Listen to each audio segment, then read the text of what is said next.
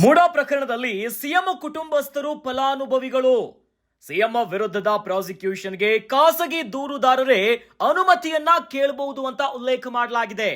ಇನ್ನು ಬಹಳ ಪ್ರಮುಖವಾಗಿ ಭ್ರಷ್ಟಾಚಾರ ನಿಗ್ರಹ ಕಾಯ್ದೆಯ 17A ಅಡಿಯಲ್ಲಿ ಅನುಮತಿಯನ್ನ ಕೋರಿದ್ದು ಸರಿ ಇದೆ ಅಂತ ಹೇಳಿದ್ದಾರೆ.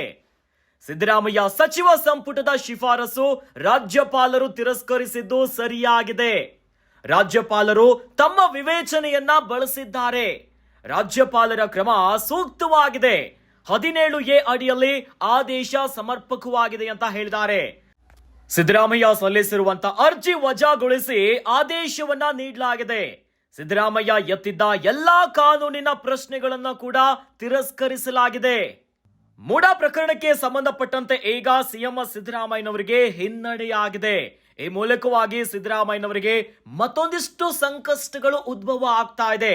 ಹಾಗಾದ್ರೆ ಹೈಕೋರ್ಟಿನ ತೀರ್ಪಿನಲ್ಲಿ ಏನೇನಿದೆ ಗೊತ್ತಾ? ಮೂಡಾ ಪ್ರಕರಣದಲ್ಲಿ ಸಿಎಂ ಕುಟುಂಬಸ್ಥರು ಫಲಾನುಭವಿಗಳು. ಇನ್ನು ಸಿಎಂ ವಿರುದ್ಧದ ಪ್ರಾಸಿಕ್ಯೂಷನ್ಗೆ ಖಾಸಗಿ ದೂರುದಾರರು ಅನುಮತಿಯನ್ನ ಕೇಳಬಹುದು ಅಂತ ತೀರ್ಪಿನಲ್ಲೇ ಹೇಳಿದ್ದಾರೆ. ಒಂದು ಕಡೆಯಲ್ಲಿ ಯಾವಾಗ ಸಿಎಂ ಸಿದ್ದರಾಮಯ್ಯನವರಿಗೆ ಖಾಸಗಿ ವ್ಯಕ್ತಿಗಳು ರಾಜ್ಯಪಾಲರಿಗೆ ದೂರನ್ನ ಕೊಡ್ತಾರೆ, ಇದು ಸರಿ ಇಲ್ಲ ಅನ್ನುವಂತಹ ಪ್ರಶ್ನೆಗಳಿತ್ತು. ರಾಜ್ಯಪಾಲರು ತಮ್ಮ ವಿವೇಚನೆಯನ್ನ ಸರಿಯಾಗಿ ಬಳಸಿಲ್ಲ, ಇಲ್ಲಿ ದೊಡ್ಡ ಮಟ್ಟದ ಷಡ್ಯಂತ್ರ ಆಗ್ತಾ ಇದೆ ಅಂತ ಆರೋಪಗಳು ಕೇಳಿ ಬಂದಿತ್ತು. ಆದ್ರೆ ಕೋರ್ಟಿನ ತೀರ್ಪಿನಲ್ಲಿ ಇದರ ತದ್ವಿರುದ್ಧವಾಗಿದೆ. ಖಾಸಗಿ ದೂರುದಾರರೇ ಅನುಮತಿಯನ್ನ ಕೇಳಬಹುದು ಸಿಎಂ ವಿರುದ್ಧದ ಪ್ರಾಸಿಕ್ಯೂಷನ್ಗೆ ಸಂಬಂಧಪಟ್ಟಂತೆ. ಹಾಗಾಗಿನೇ ಭ್ರಷ್ಟಾಚಾರ ನಿಗ್ರಹ ಕಾಯ್ದೆಯ 17A ಅಡಿಯಲ್ಲಿ ಅನುಮತಿಯನ್ನ ಕೋರಿದ್ದು ಸರಿ ಇದೆ ಅಂತ ಕೋರ್ಟ್ ಎತ್ತಿ ಹಿಡಿದಿದೆ.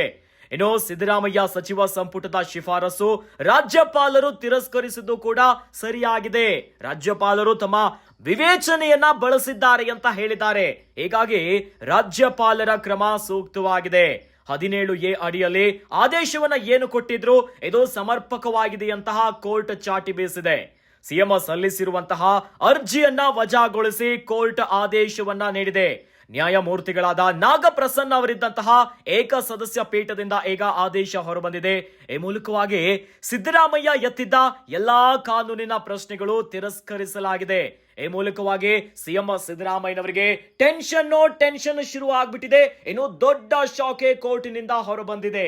ಹಾಗಾಗಿ ಈ ಮೂಲಕವಾಗಿ ಈಗ ಭ್ರಷ್ಟಾಚಾರ ನಿಗ್ರಹ ಕಾಯ್ದೆಯ 17A ಅಡಿಯಲ್ಲಿ ಅನುಮತಿಯನ್ನ ಕೋರಿದ್ದು ಸರಿಯಾಗಿದೆ ಅಂತ ಕೋರ್ಟ್ ಎತ್ತಿ ಹಿಡಿದಿದೆ.